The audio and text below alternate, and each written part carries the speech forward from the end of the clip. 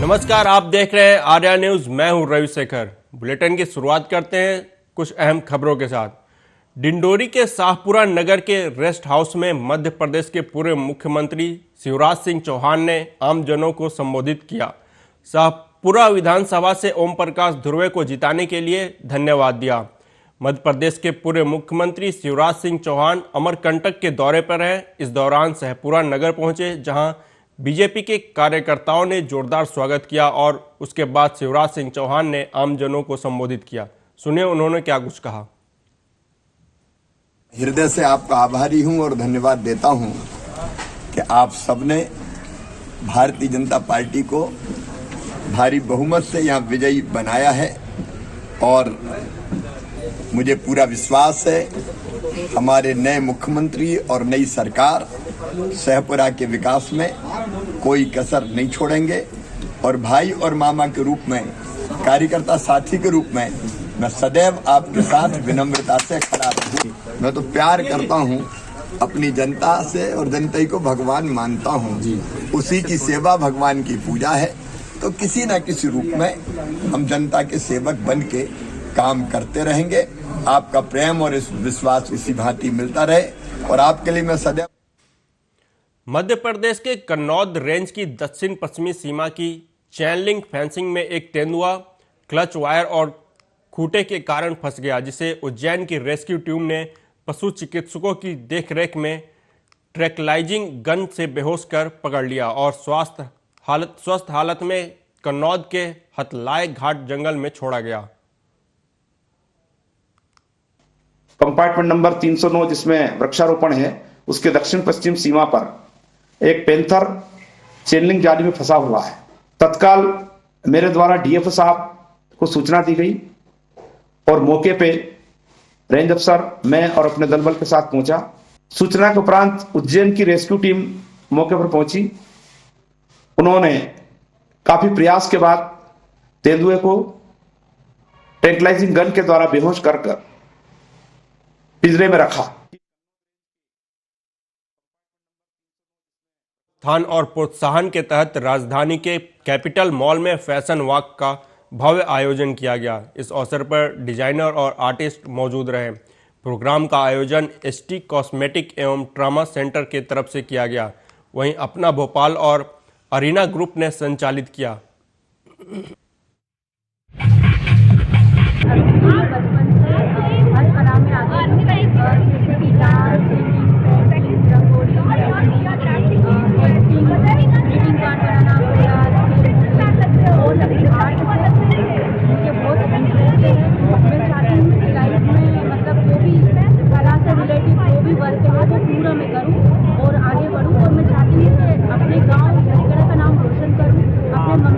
Bhopal fashion walk 2K23 ये event अपना Bhopal, arena group Bhopal और एसटी हॉस्पिटल भोपाल करा रहे हैं। इवेंट जो है बेसिकली मॉडल्स, डिज़ाइनर और मेकअप आर्टिस्ट पे कंसंट्रेट है। इस इवेंट का जो मेन मकसद है, जो आर्टिस्ट है, मॉडल्स है, मेकअप आर्टिस्ट है, डिज़ाइनर है, इनको एक प्लेटफॉर्म देना है कि ये अपने टैलेंट को आए और लोगों के सामने प्रस्तुत कर सकें। उधर बैतूल के गंज थाना क्षेत्र के हमलापुर में हनुमान मंदिर के पास पॉलिटेक्निक के एक छात्र का शव मिलने के मामले का पुलिस ने आज खुलासा कर दिया। पुलिस ने बताया कि छात्र की हत्या प्रेम प्रसंग के चलते की गई थी। दो युवकों ने मचाना नदी पर ले जाकर मारपीट कर उसकी हत्या कर दी थी। दोनों युवकों को पुलिस ने गिरफ्तार कर लिया है और न्यायिक हिरासत में दोनों को जेल भेज दिया गया है।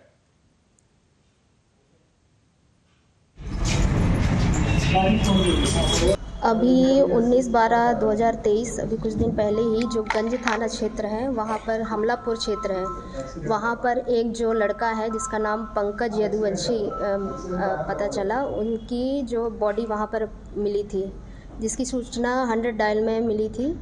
फिर वहाँ पर वरिष्ठ अधिकारियों को भी इसके बारे में सूचना दी गई और वहाँ पर परिवारजनों को भी बुलाया गया।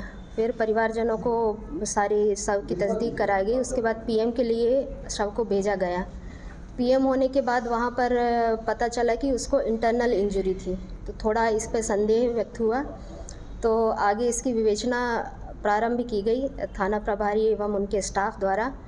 तो संदेह के आधार पर 2 लड़कों को उठाया गया। एक का नाम हेमंत यादव और नागदा में 11 तारीख को बार एसोसिएशन के चुनाव संपन्न हुए थे, जिसके बाद चुनाव लड़ रहे प्रत्याशी अनोखीलाल सिसोदिया ने चुनाव में गड़बड़ी के आरोप लगाए थे, जिसके बाद जबलपुर से मामले पर संज्ञान लेते हुए टीम का गठन कर जांच कर रिपोर्ट देने के लिए कहा गया था।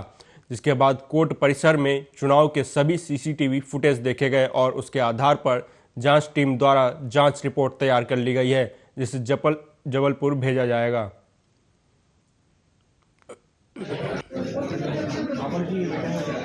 अपन देखते हैं कोई भी पिक्चर हो, उसकी पूरी पिक्चर देखी जाती है तो उसका रिजल्ट मालूम पड़ता है कि वास्तव में क्या रहा। आपने आज जो जितने भी हमारे थे साथी और जिनको जो बनाया गया था, उन्होंने सिर्फ आधा घंटे के लिए देखना पसंद किया, केवल आधा घंटा। ऐसा क्यों? आप 10:30 पे देखें ना, 10:30 पे देख लें सच्चाई क्या है। 10:30 से लेकर 5:30 बजे तक के रिजल्ट देखें ना आप, तो कि तब तक क्या है। हम कहीं गए बाहर, कहीं अंदर आए, कहीं हम बाथरूम के लिए गए, जैसी भी स्थिति हमने अंदर बाथरूम किया, हम कहीं बाहर नहीं गए, कोई नाश्ता करने नहीं गए, कहीं नहीं गए, सिर्फ हमारी हमने 3 बजे पेटी खोल दी गई थी। ये जो ऊपर से बोला 3 से 3:30 बजे तक लंच था, उसके पहले ही पेटी खोल दी गई और सारा माजरा तो आप लोगों ने देखा ही, क्या हुआ क्या नहीं। ठीक, ये आप बताइए अब क्या चाहते हैं आगे आप? हम तो अपील करेंगे सर, तो जो मेरे को जो करना मैं करूँ, मैं तो हूँ अध्यक्ष। मैडम बताइए। करना इनको करना, निर्वाचन विभाग को और तदर्थ समिति को। स्टेट बार काउंसिल के द्वारा जो तदर्थ समिति घोषित की गई थी और जो हम प्रत्याशी और आपत्तिकर्ता थे, हमारे द्वारा वो वीडियो रिकॉर्डिंग देखी गई है और हमको जो भी उसमें आपत्तियां वगैरह नजर आई हैं वो हमने तदर्थ समिति को सौंप दी गई है। नागदा के शासकीय महाविद्यालय में विकसित भारत 2047 के तहत संपन्न और सुदृढ़ अर्थव्यवस्था थीम पर आधारित परिचर्चा का आयोजन किया गया। परिचर्चा में भारत को विकसित और सशक्त राष्ट्र बनाने के लिए विभिन्न क्षेत्रों में किए जाने वाले प्रयासों पर सभी प्रतिभागियों ने अपने विचार रखे।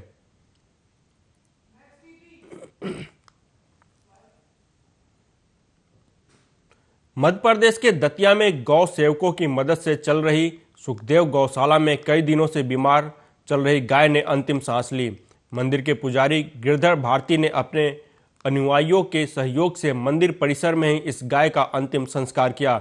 बता दें कि बिना सरकारी मदद से सुखदेव गौशाला में करीब 3 दर्जन से ज्यादा गाय पल रही है। मंदिर के पुजारी और स्थानीय गौ सेवक अपनी सामर्थ्य के अनुसार गायों की सेवा करते हैं।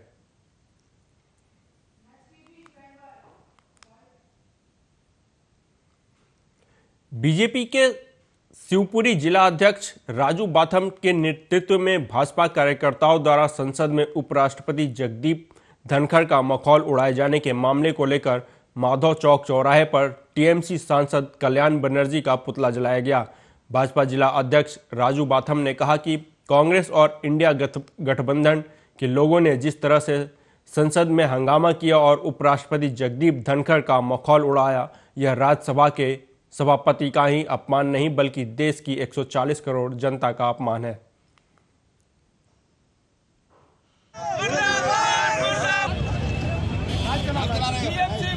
टीएमसी के सांसद कल्याण बनर्जी के द्वारा हमारे देश के उपराष्ट्रपति, राज्यसभा में सभापति आदरणीय जगदीप धनखड़ जी की नकल उतारी है, मिमिक्री की है और ऐसा करके उन्होंने भारत के उपराष्ट्रपति जी के पद का अपमान किया है, एक बहुत बड़े वर्ग के नेता का अपमान किया है, जाट समाज का अपमान किया है और ये संवैधानिक पद पर विराजमान हमारे उपराष्ट्रपति जी की मिमिक्री करके उन्होंने ऐसा कृत्य किया है जो अक्षम्य अपराध है। और हम भारतीय जनता पार्टी के कार्यकर्ताओं ने आज उनका यहाँ पुतला दहन किया है। उधर कानपुर देहात में लोकसभा में सांसदों के निलंबन पर समाजवादी पार्टी ने विरोध प्रदर्शन करते हुए धरना दिया। सपा कार्यकर्ताओं ने अपने केंद्र सरकार के खिलाफ जमकर विरोध प्रदर्शन किया और हजारों की संख्या में कार्यकर्ताओं ने जिला मुख्यालय पर धरना दिया। साथ ही जिले के एडीएम को राष्ट्रपति को संबोधित ज्ञापन सौंपा, जिसके बाद सपा कार्यकर्ताओं ने धरना समाप्त किया। समाजवादी पार्टी के राष्ट्रीय अध्यक्ष और हमारे प्रदेश अध्यक्ष द्वारा जो निर्देश दिया गया पूरे उत्तर प्रदेश में कि समाजवादी पार्टी पूरे उत्तर प्रदेश में जो केंद्र सरकार भारतीय जनता पार्टी की है उनमें जो लोकतंत्र की हत्या की गई, हमारे सांसदों को बर्खास्त किया गया, उसके तहत समाजवादी पार्टी कानपुर देहात ने धरना प्रदर्शन किया। उसके तहत हम लोगों ने महामहिम राष्ट्रपति को जिलाधिकारी द्वारा ज्ञापन सौंपा है कि वो सांसद बहाल किए जाएं और जो ये मतगणना है जनता की, उस पर हम लोग इस बात पर ये उठाते हैं कि पूरी जो सांसद बर्खास्त किए गए हैं उनको पुनः बहाल। संसद के शीतकालीन सत्र के दौरान विपक्ष के 142 सांसदों के निलंबन का मुद्दा गर्माता जा रहा है। विपक्षी पार्टियों ने आज इसके खिलाफ देशव्यापी विरोध प्रदर्शन किया। इसी को लेकर रायबरेली के कलेक्ट्रेट परिसर में विपक्षी पार्टियों ने एकजुट होकर प्रदर्शन कर राष्ट्रपति को संबोधित ज्ञापन जिलाधिकारी को सौंपा। विपक्ष का कहना है कि हम जनता को दिखाना चाहते हैं कि यदि इस तरह से वह संसद चलाएंगे और विपक्ष की बात नहीं सुनेंगे तो वह लोकतंत्र की हत्या कर रहे हैं। 2024 में इंडिया गठबंधन चुने हुए विधायकों के साथ जिस तरह से धक्का मुक्की की गई है, हमारे कार्यकर्ताओं के साथ जिस तरह धक्के मुक्की की गई है, ये लोकतंत्र के लिए सही नहीं है। ये संविधान को कुचलने का काम कर रहे डॉक्टर भीमराव अम्बेडकर का जो बनाया हुआ संविधान है, सबको अपनी बात रखने का स्वतंत्रता है इस देश में, उस स्वतंत्रता को रोकने का काम योगी आदित्यनाथ और नरेंद्र मोदी इस देश में कर रहे हैं। हम ज्ञापन देना चाहते हैं, हम इस ज्ञापन के माध्यम से मांग करना चाहते हैं कि देश की शीर्ष संस्थाओं ईडी और सीबीआई को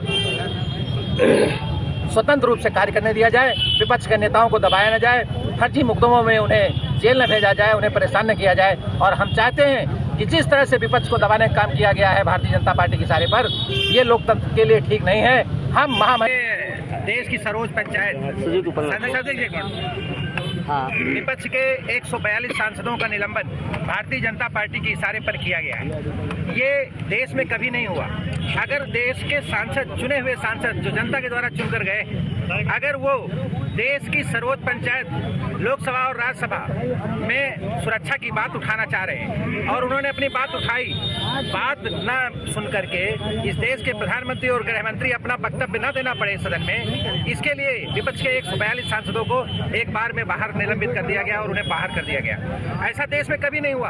आप सभी जानते हैं ये बहुत ही अलोकतांत्रिक है, ये तानाशाही पूर्ण है, ये संविधान को कुचलने की बात है, ये लोकतंत्र को समाप्त करने की बात है। और भारतीय जनता पार्टी जब से इस देश में आई है, देश की सर्वोच्च संस्थाएं, चाहे वो सीबीआई हो, चाहे ईडी हो, या जितनी भी संस्थाएं हैं जो स्वतंत्र रूप से देश में काम करना चाहिए, उनके ऊपर दबाव बनाए हुए हैं। देश के बड़े नेताओं को कुत्सित प्रयास करके मनगढ़ंत तरीकों।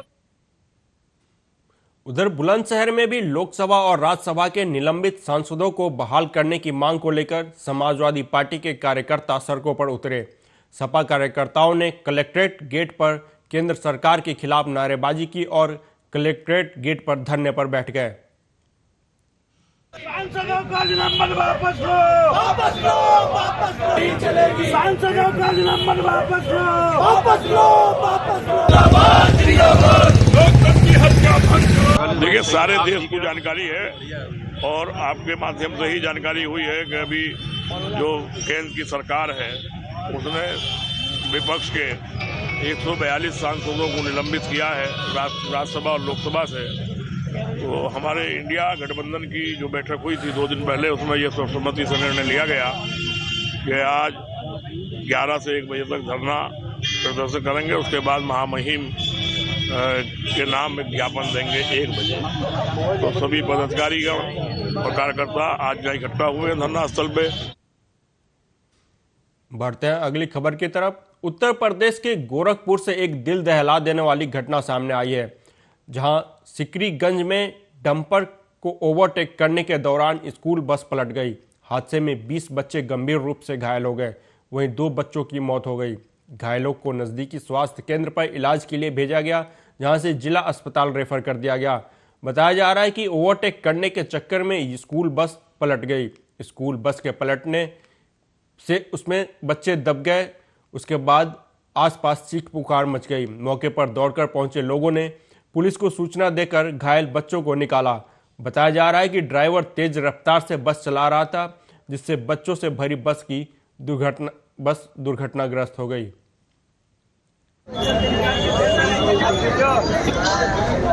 यही हम जानते हैं 8 बजे करीब में, ठीक है। हम लोग नाश्ता पानी कर रहे थे, उसके बाद एक बैग धड़ाक से आया, हम लोग अंदर बैठे थे, हम सोचे क्या गिरा, और उसके बाद हमारा मजदूर देखा, बस दौड़ के गया, उसमें चिल्लाने लगा। किससे टकराई थी? बस किससे टकराई नहीं थी, सीधा एकदम बहुत स्पीड में आ रहा था, बहुत इतनी स्पीड में थी,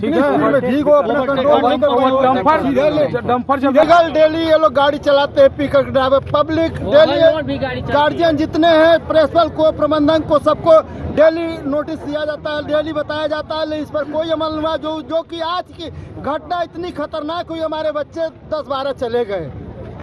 यह अब उसके बाद पुलिस प्रशासन भी गलत कर रही है, उनको बुलाना चाहिए प्रबंधक को। अच्छा, ये मैजिक बोलते हैं, यह मैजिक सब मनो एकदम दीवाला हो गई है। क्या लगता है ड्राइवर नशे के धूत में था कि नहीं, ये तो हम बता नहीं पाएंगे, मौके पर थे ना, हम क्यों झूठ बोले। लेकिन यह है जो ये जितने ड्राइवर हैं, हो सकता है 50% के पास लाइसेंस ना हो, ट्रेनिंग ना हो, कि एक हफ्ता दूसरा ड्राइवर लेकर जाता है, एक हफ्ता दूसरा ड्राइवर लेकर जाता है, यही होता है। तो केंद्र सरकार से लेकर प्रदेश सरकार लगातार लोगों को मोटे अनाज के सेवन के प्रति जागरूक करने के लिए अभियान चला रहा है। इसी क्रम में रायबरेली जिले में 2 दिवसीय मिलेट रेसिपी और मिलेट प्रतियोगिता का आयोजन आज से शुरू हुआ। मिलेट कार्यक्रम का उद्घाटन प्रदेश सरकार के स्वतंत्र प्रभार मंत्री दिनेश प्रताप सिंह ने फीता काटकर किया। कार्यक्रम में मोटे अनाज को बढ़ावा देने के लिए कोदो, बाजरा, रागी, ज्वार जैसे उत्पादों की प्रदर्शनी भी लगाई गई, जिसको देखने के लिए बड़ी संख्या में लोगों की भीड़ उमड़ी। कार्यक्रम में रंगारंग कार्यक्रम का आयोजन भी किया गया। सरस्वती वंदना की जो भी बालिकाएं हैं, हमारे देश के यशस्वी प्रधानमंत्री जी ने ये सपना देखा है कि हमारे देशवासियों को अन्न का भंडार भरा रहे, देशवासी ऐसा अन्न का उपयोग करें जिससे वो स्वस्थ भी रहें, और वो सपना आज रायबरेली में साकार होता दिखाई दे रहा है। हमारे रायबरेली के कृषि विभाग के अधिकारी, प्रशासन के अधिकारियों ने मिलकर के इस श्री अन्न महोत्सव का आयोजन किया, जिसमें मैं देख रहा हूं कि बहुत भारी संख्या में लोगों की उपस्थिति है, जागरूक लोग हैं, और 2 दिन ये मेला चलेगा। 2 दिन में मैं उम्मीद करता हूं कि रायबरेली जनपद में श्री अन्न के बारे में लोग समझ सकेंगे और उसका उपयोग करके अपने को स्वस्थ बनाएंगे और देश को मजबूत बनाने का काम कर पाएंगे। जौनपुर में पंडित दीनदयाल उपाध्याय वृहद पशु आरोग्य मेला का आयोजन किया गया, जिसमें जौनपुर के बदलापुर से विधायक रमेश चंद्र मिश्रा ने पशुओं के लिए सरकार के तरफ से मुफ्त में मिलने वाली उपयोगी दवाओं के बारे में जनता को जागरूक किया और दवाओं के उपयोग के बारे में लोगों को बताया। नॉर्मल सीमेंट होता है वो पूर्णतः फ्री, उसका एक भी चार्ज नहीं लगता है। ये देखिए किल्ली है, नुका रहती है, अब किल्ली उल्ली पड़ गया तो किल्ली की भी दवा देखिए, डॉक्टर साहब बता रहे हैं पूर्णतः निःशुल्क है। अच्छा देखिए, अगर कोई गाय बच्चा फेंक देती है, बच्चा उसको ठाक नहीं रहा है, उसकी भी दवा फ्री में है कि बच्चा फेंकने न पाए, उसकी भी दवा सरकार दे रही है। जैसे कान में कोई गाय का हमेशा मेवाज निकलता रहता है, बहता है, कान बह रहा हो, आंख में कोई प्रॉब्लम हो, उसकी भी दवा देखिए सरकार मुफ्त दे रही है। गाय को कोई घाव हो गया, चोट लग गया आपके जानवर को, उसके लिए भी देखिए टेक्चर जो है सरकार पूरी मुफ्त दे रही है। अब अगर आपकी गाय या जानवर भूख नहीं लग रहा है, कुछ खा नहीं रही है या कमजोर है, उसके लिए भी देखिए सरकार टॉनिक दे रही मुफ्त में। अगर गाय भूख नहीं लग रहा तो उसको भूख लगने की भी दवा हमारी सरकार मुफ्त में दे रही है। अब बताओ कुल तो दे, आप बताओ कौनो इन्फेक्शन हो या तो हो सरकार दे दो। अब न जानकारी हो, अब क्यों लाभ न लग पावत, काव करी घरे घरे केता बताई भैया बतावा।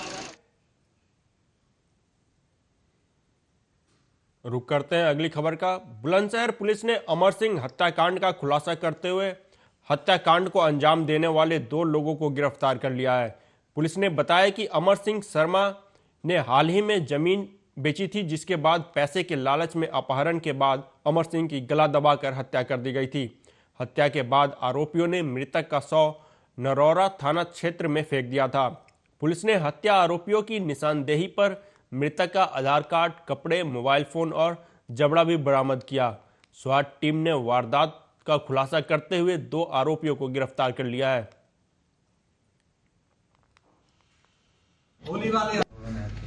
इस संदर्भ में थाना गुलौटी पे 2/12/2023 को गुमशुदगी की रिपोर्ट दर्ज की गई। उसी के क्रम में तदुपरांत मुकदमा अपराध संख्या 489/23 धारा 364 आईपीसी में इसकी विवेचना प्रारंभ की गई। वादी जितेंद्र शर्मा ने 2 लोगों को नामजद किया इसमें, जिसमें से एक अभियुक्त मोहित चौधरी की नामजदगी सही पाई गई और दूसरा अभियुक्त हरेंद्र प्रधान की नामजदगी गलत की गई और इसके अलावा 2 अभियुक्त प्रकाश में आए। 2 अभियुक्त जो गिरफ्तार हुए हैं ये मोहित चौधरी उर्फ रतिराम पुत्र सुरेंद्र सिंह। देश के 3 राज्यों में कोरोना के नए वेरिएंट के 21 मामले सामने आने के बाद केंद्रीय स्वास्थ्य मंत्रालय ने देश भर में स्वास्थ्य संस्थाओं को अलर्ट रहने के निर्देश दिए हैं। केंद्रीय स्वास्थ्य मंत्रालय की ओर से सभी प्रदेश सरकारों को सरकारी अस्पतालों में सुविधाओं को दुरुस्त किए जाने के साथ साथ समय समय पर मॉक ड्रिल कर तैयारियों को पुख्ता किए जाने को कहा है। दरअसल कोरोना के नए वेरिएंट JN1 के देश के 3 राज्यों में 21 मामले सामने आ चुके हैं, जिसमें गोवा में 19, केरल में 1-1 मामले सामने आए हैं। हालांकि विश्व स्वास्थ्य संगठन ने कोरोना के इस वेरिएंट से खतरा कम होने की बात कहते हुए सावधानी बरतने की हिदायत दी है।